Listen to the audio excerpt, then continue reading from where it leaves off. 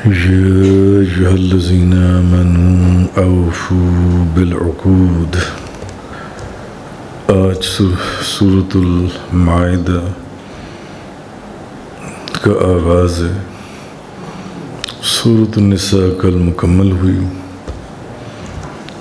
سورۃ المائدہ کا آج پہلی آیت کا بیان ہے. پہلی آیت کے بیان سے پہلے میں آپ کو اس کا کانٹیکسٹ بتا دوں کہ سورۃ المائدہ کن مضامین کے اوپر مشتمل ہے. سورۃ المائدہ جو ہے یہ قرآن مجید کی مصحف کی ترتیب کے اعتبار سے 5ویں سورت ہے اور یہ مدنی ہے. ہجرت کے بعد نازل ہوئی. ہجرت کے بعد بعض آیات اس کی حدیبیہ سے لوٹتے وقت مکہ میں نازل ہوئیں اور اس سورت کی جو ابتدا ہے عمرہ اور حج کی آداب اور احکامات بیان کیے گئے اور 6 ہجری رسول اللہ صلی اللہ علیہ وسلم 1400 مسلمانوں کے ساتھ عمرہ کرنے کے لیے مدینہ منورہ سے روانہ ہوئے. مکہ مکرمہ سے ایک منزل کے فاصلے پر ایک کنواں ہے جس کا نام حدیبیہ ہے. اس مقام کے اوپر کفار نے مسلمانوں کو نبی کریم صلی اللہ علیہ وسلم کے ساتھ عمرہ کرنے سے روک دیا اور کچھ شرائط وہاں پر طے پائیں جس کے اوپر صلح کی گئی. پہلی شرط یہ تھی کہ اس سال تو مسلمان واپس چلے جائیں اور دوسری یہ کہ اگلے سال عمرہ کرنے کے لیے آ جائیں مگر وہ بھی صرف 3 دن قیام کر کے یہاں سے چلے جائیں، 3 دن سے زیادہ نہیں. اور تیسری شرط یہ تھی کہ ہتھیار لگا کر نہ آئیں، صرف تلوار لے کر آئیں اور وہ بھی نیام میں ہو اور نیام بھی کسی تھیلے میں ہو. اور چوتھی یہ کہ مکہ المکرمہ میں جو مسلمان پہلے سے موجود ہیں مقیم ہیں، جب یہ عمرہ کرنے کے لیے آئیں تو یہ ان میں سے کسی کو ساتھ لے کر نہیں جا سکتے اور مسلمانوں میں سے اگر کوئی مکہ مکرمہ میں رہنا چاہے، کوئی مکہ میں جائے تو اس کو واپس نہیں ہم کریں گے جو ان سے. اور قبائل عرب کو اختیار ہوگا کہ فریقین میں سے جس کے ساتھ چاہیں معاہدے میں شریک ہو جائیں. یہ چند شرائط تھیں. تو اس کا آغاز عمرہ اور حج کے آداب اور احکامات سے ہوتا ہے. اس کے علاوہ اس صورت کے اندر بے شمار مضامین کا بیان ہوا. مثلا اللہ سے کیے ہوئے ہر عہد کو پورا کرنے کا اس آیت میں حکم دیا گیا. حالت احرام میں شکار کرنے کی ممانعت کی گئی اور جن چیزوں کا کھانا حرام ہے ان چیزوں کا بیان ہوا اس صورت کے اندر. حرمت والے مہینوں میں تمام شعائر اللہ کی تعظیم کا حکم دیا گیا. وضو کی فرضیت کا بیان، حالت عذر میں تیمم کا حکم، اور پہلے بھی گزر چکا ہے، آگے بھی آئے گا اس صورت میں. نصارہ سے میثاق لینے کا ذکر اور میثاق پورا نہ کرنے پر ان کے عذاب کا بیان. اسی طرح اس صورت میں قابیل کا حابیل کو قتل کرنا، پھر ایک انسان کا قاتل تمام انسانوں کا قاتل ہے، چوری کی حد، ڈاکوؤں کی حد اور بے شمار احکامات نبی کریم صلی اللہ علیہ وسلم کی عدالت سے گریز کرنے کے لیے یہود کی سازشوں کا بیان اور ان کا رد، اور اس کا کچھ حصہ آپ سورۃ النساء کی تفسیر میں بھی پڑھا ہے، اس کے بیان میں بھی، اور حضرت عیسیٰ اور ان کی والدہ کا صحیح مرتبہ، پھر بنی اسرائیل پر حضرت داؤد اور حضرت عیسیٰ علیہ السلام کا لعنت فرمانا، اس طرح کی بے شمار قسم کا کفارہ، شراب، جوئے، بت، فال نکالنے کے تیروں کا حرام ہونے کا بیان، احرام کی حالت میں شکار کرنے کی ممانعت، بے شمار اس میں اور مضامین جو سے ہیں وہ بیان ہوں گے انشاءاللہ۔ تو اب ہم چلتے ہیں، وہ جیسے جیسے آئیں گے آپ لوگ سنتے جائیں گے اور پڑھتے جائیں گے۔ تو پہلی آیت مبارکہ کے اندر اللہ پاک نے فرمایا، یا ایہا الذین آمنوا اوفوا بالعقود، اے ایمان والو اپنے عہد پورے کرو۔ اب عقود جو ہے یہ عقد کی جمع ہے، اور عقد کا مطلب ہے کسی چیز کو پختگی اور مضبوطی کے ساتھ کسی دوسری چیز کے ساتھ واصل کر دینا، یا ایک چیز کی کسی دوسری چیز کے ساتھ گرہ باندھ دینا۔ عقد کا مطلب یہ ہے، یا کسی ایک چیز کی کسی دوسری چیز کے ساتھ گرہ باندھ دینا، ایک چیز کو دوسری چیز کے ساتھ واصل کر دینا۔ یہ عقد نکاح، دو رشتوں کا آپس میں بندھن ایک مثال ہے۔ تو امام ابن جریر اپنی سند کے ساتھ روایت کرتی ہیں کہ حضرت ابن عباس رضی اللہ تعالیٰ عنہما نے فرمایا، اللہ تعالیٰ نے اپنے بندوں سے یہ عہد لیا ہے کہ وہ اس پر ایمان لائیں۔ اب ایک قول تو یہ ہے کہ عقد سے مراد یہ ہے کہ اللہ نے اپنے بندوں سے یہ عہد لیا کہ اس پر ایمان لائیں، اس کی اطاعت کریں، اور جن چیزوں کو اس نے حلال کیا ان کو حلال جانیں، حلال قرار دیں، اور جن کو اس نے حرام کیا ان کو حرام قرار دیں۔ اور ایک قول یہ ہے کہ اس سے مراد وہ عقد ہے جس عقد کا یہاں پر اس آیت میں ذکر ہو رہا ہے کہ، اور وہ عہد ہے جو لوگ آپس میں ایک دوسرے کے ساتھ عہد و پیمان، ایک عقد اور ایک عہد، ایک وعدہ وہ کرتے ہیں۔ مثلا قسم کھا کر کوئی معاہدہ کرنا، یا عقد نکاح، عقد بیع وغیرہ وغیرہ۔ ایک قول یہ ہے کہ اس سے مراد وہ عقود ہیں، اس کے اندر جو عقد کا ذکر کیا گیا جو زمانہ جاہلیت میں لوگ ایک دوسرے کی مدد کرنے کے لیے کرتے تھے۔ اور ایک قول میں یہ ہے کہ اس سے مراد وہ عقود ہیں جو اللہ تعالیٰ نے اہل کتاب سے اور تورات اور انجیل میں لیے تھے۔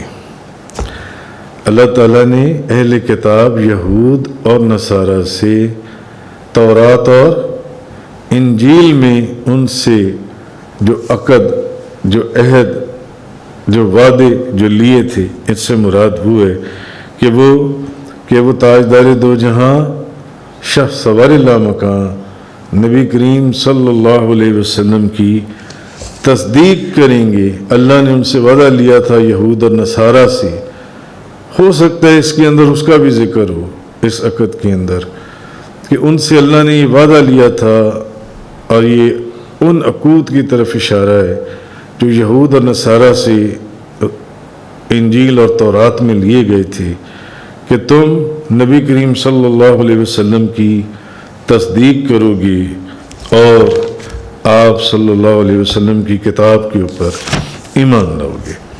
فرمایا یا ایھا الذین آمنوا اوفوا بالعقود، اے ایمان والو اپنے عہد پورے کرو۔ اب یہ جو سارے عقود ہیں ان کی طرف ایک اشارہ ہے کہ جو عقود ہیں، عقد ہیں، ان کو پورا کرو۔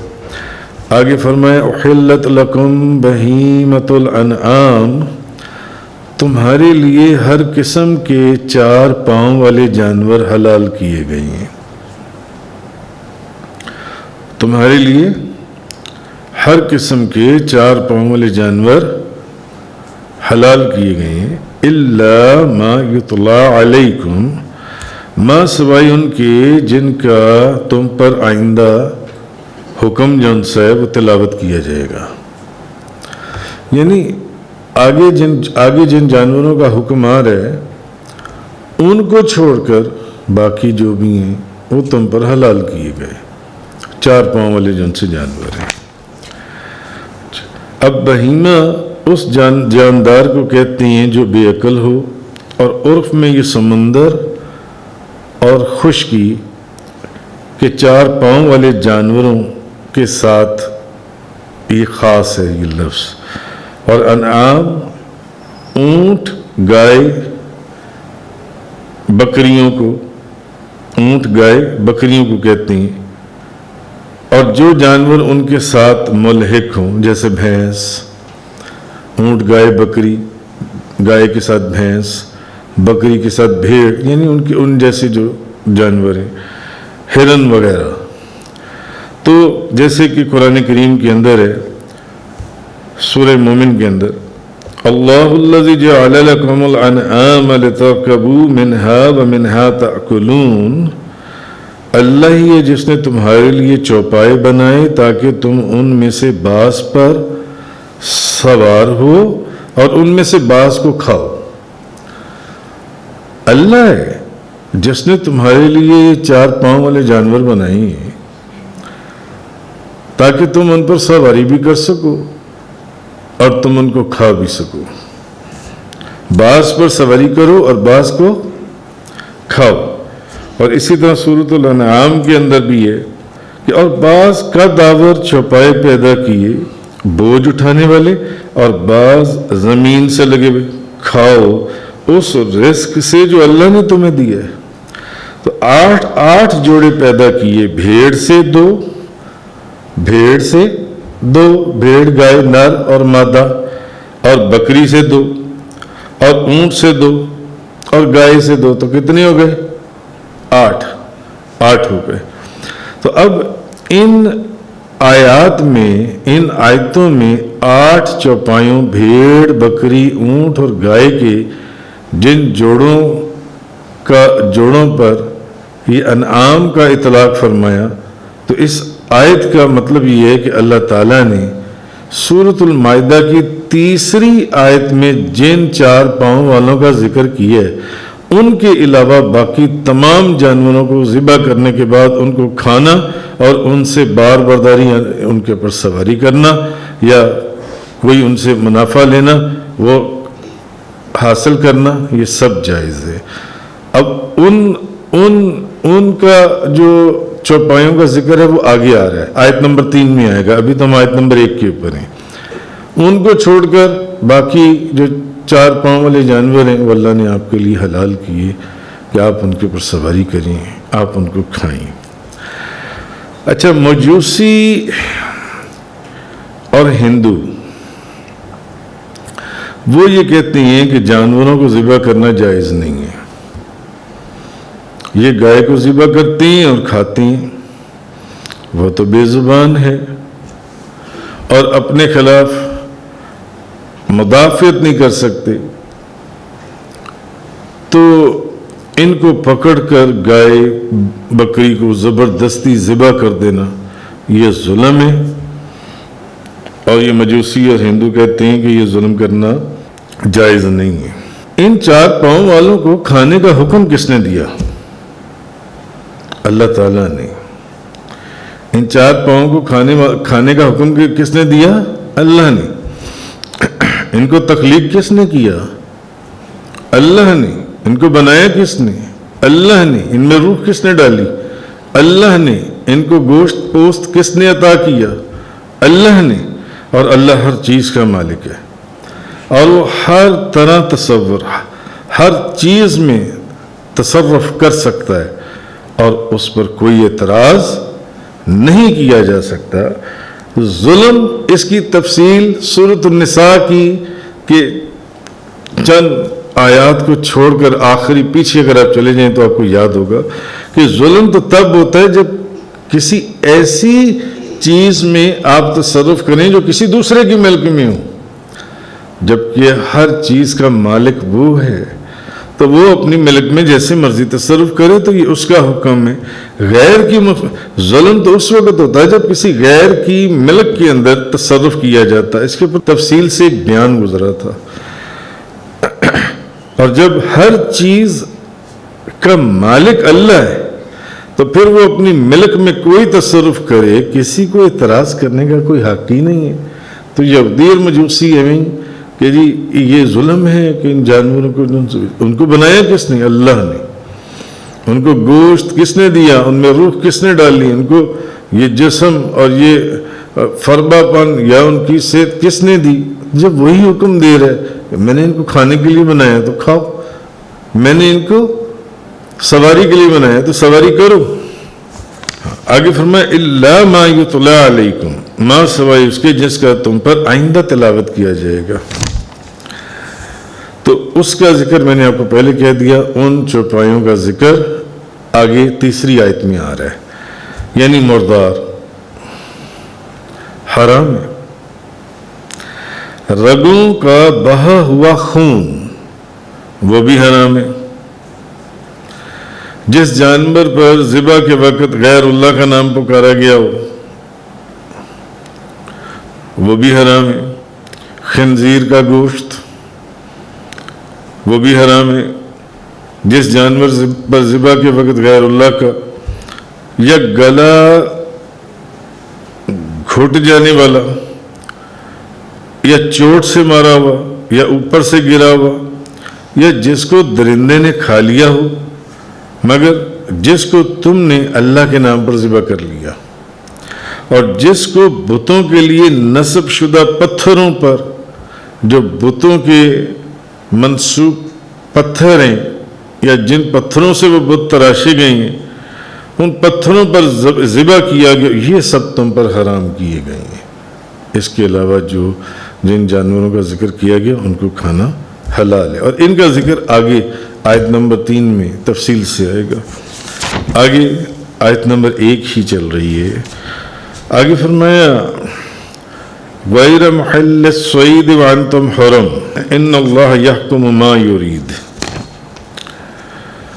لیکن تم احرام کی حالت میں شکار کو حلال نہ سمجھنا۔ احرام کی حالت میں بے شک اللہ جو چاہتا ہے حکم دیتا ہے، یعنی جب تم نے عمرے کے لیے یا حج کے لیے احرام باندھا ہو تو اس حالت میں شکار کو حلال نہ سمجھنا، شکار کو شکار کیا وجن سے۔ تو اب یہ فرمایا کہ جو چوپائی شکار ہوں وہ حالت احرام میں حلال نہیں ہے۔ جب احرام کھول دو، عمرہ کر لیا، حج کر لیا، احرام کھل گیا، اب آپ شکار کیا ہوا جو ہے وہ کھا سکتی ہیں۔ اچھا، اب بظاہر تو یہ معلوم ہوتا ہے کہ اس آیت سے بظاہر یہ معلوم ہوتا ہے کہ ہر قسم کا شکار کرنا جائز نہیں ہے جس نے احرام باندھا ہوا ہے۔ جس نے محرم کے لیے جس نے احرام باندھا ہوا ہے اس کے لیے ہر قسم کا شکار کرنا جائز نہیں ہے، کیونکہ فرمایا نا کہ لیکن تم حالت احرام میں شکار کو حلال نہ سمجھنا، حالت احرام میں شکار کو حلال نہ سمجھنا۔ تو بظاہر ایسے محسوس ہوتا ہے کہ جیسے جس نے احرام باندھا ہو اس کے لیے ہر قسم کا شکار کرنا جائز نہیں ہے، یعنی کہ احرام باندھنے والا جو ہے وہ صرف خشکی کا شکار کرنا اس پر ممنوع ہے اور سمندری شکار کرنا جائز ہے۔ بظاہر ایسے محسوس ہو رہا ہے کہ جیسے وہ بھی شکار کرنا جائز نہیں ہے، تو ایسی بات نہیں ہے۔ سورۃ المائدہ کے اندر احل لکم صید البحر وطعامہ متاعا لکم وللسیارۃ حرم علیکم صید البر ما دمتم حرما، تمہارے لیے سمندر کا شکار اور اس کا طعام اور اس کی پھینکی ہوئی مچھلیاں حلال کر دی گئی ہیں، تمہارے لیے بھی اور تمہارے مسافروں کے لیے بھی، اور جب تک تم محرم ہو۔ تو اس آیت سے تم پر خشکی کا شکار کرنا حرام ہے۔ تو جب تک احرام باندھا ہوا ہے خشکی کا شکار کرنا وہ حرام ہے، سمندر کا شکار کرنا وہ حرام نہیں ہے، اس کی اجازت ہے۔ تو اگر کوئی شخص، اگر کوئی بندہ یہ سوال کر دے کہ اللہ تعالیٰ نے محرم پر، محرم سے مراد جس نے احرام باندھا ہوا ہے، خشکی کا شکار کرنا حرام کر دیا اور سمندر کا شکار حلال کر دیا، یہ کیا وجہ ہے؟ حرام کرنے تھے تو دونوں کر دیتا، حلال کرنے تھے تو دونوں کر دیتا۔ احرام کی صورت میں خشکی کا شکار تو حرام ہے جب تک احرام کھول نہ لو، اور سمندر کا شکار جن سے اس کی اجازت ہے، وہ حلال ہے، وہ تم کر سکتی ہو، اس کی کیا وجہ؟ تو اس کی بھی وجہ بڑی سادی سی اور خاص ہے کہ اللہ تعالیٰ تمام چیزوں کا مالک ہے، اللہ تعالیٰ تمام چیزوں کا خالق ہے۔ وہ کسی عام حکم میں کسی چیز کو اس سے استثناء دے دے، نکال دے، یا کسی چیز کی کو خاص کر دے، اس پر کوئی اعتراض نہیں ہے۔ اس لیے اللہ تعالیٰ نے فرمایا کہ بے شک اللہ جو چاہتا ہے حکم دیتا ہے، اور جب اللہ جو چاہتا ہے، ان اللہ یحکم ما یرید، اللہ جو چاہتا ہے، بے شک اللہ جو چاہتا ہے حکم دیتا ہے، وہ مالک ہے، سب اس کی مخلوق ہے، اس کی مملوک ہے، وہ اپنی ملک میں جیسے چاہے تصرف کرے، وہ جس چیز کو چاہے حلال کر دے، وہ جس چیز کو چاہے حرام کر دے، کسی کو عام کر دے، کسی کو خاص کر دے، وہ مالک ہے۔ تو وہ اس کی ان چیزوں کے اندر ہمیں سوچنے یا سمجھنے کی ضرورت نہیں ہے، بس سر تسلیم خم ہے کہ میرے مالک نے جو مجھے حکم دیا مجھے اس کے اوپر عمل کرنا ہے۔ تو فرمایا ان اللہ یحکم ما یرید، بے شک اللہ جو چاہتا ہے حکم دیتا ہے۔